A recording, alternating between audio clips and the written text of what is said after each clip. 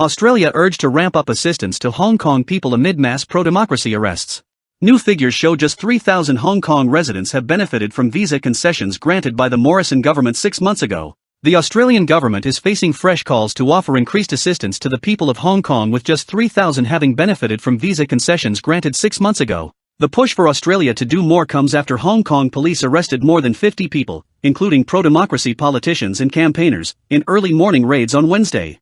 The Australian Prime Minister, Scott Morrison, announced in July the government would allow a range of visa holders from Hong Kong to stay in the country for 5 more years, and then offer them a pathway to permanent residency. But the coalition stopped short of creating a special humanitarian intake for Hong Kongers who feared persecution under the sweeping new national security law imposed by Beijing. The Australian government had also vowed to attract Hong Kong's best and brightest through its global talent and business innovation and investment programs. At the time of the July announcement, the government said almost 10,000 temporary skilled, graduate and student visa holders from Hong Kong in Australia would be eligible for the special arrangements, along with a further 2,500 people outside Australia and 1,250 applications on hand. Fears about the crackdown on civil rights in Hong Kong were heightened this week with the detention of the 53 individuals accused of subverting state power by holding primaries for pro-democracy candidates for the Hong Kong election. The New South Wales Liberal Senator, Concetta Fierravanti-Wells, a long-standing China hawk, responded to the mass arrests in Hong Kong this week by saying it comes as no surprise to me that Beijing is taking advantage of global political turmoil.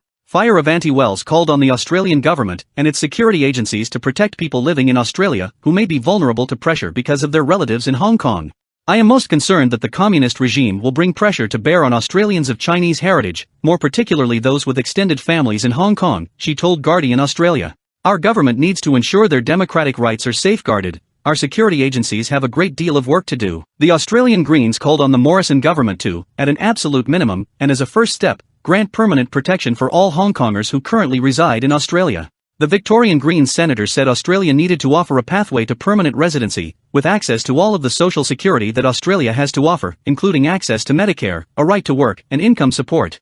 This must be done in concert with a full honoring of our obligations under the Refugee Convention for anyone who arrives in Australia seeking asylum, Rice said. Anything less prevents people from accessing protection, and kicks the can down the road for people who brave the journey here. Hong Kong's political activists deserve better.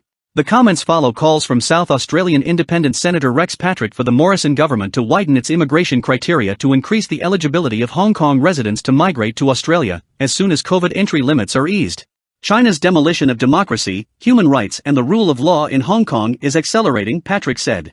In these circumstances, Australia must open our door wider to give our Hong Kong friends refuge, safety and full opportunity to enjoy democratic freedoms.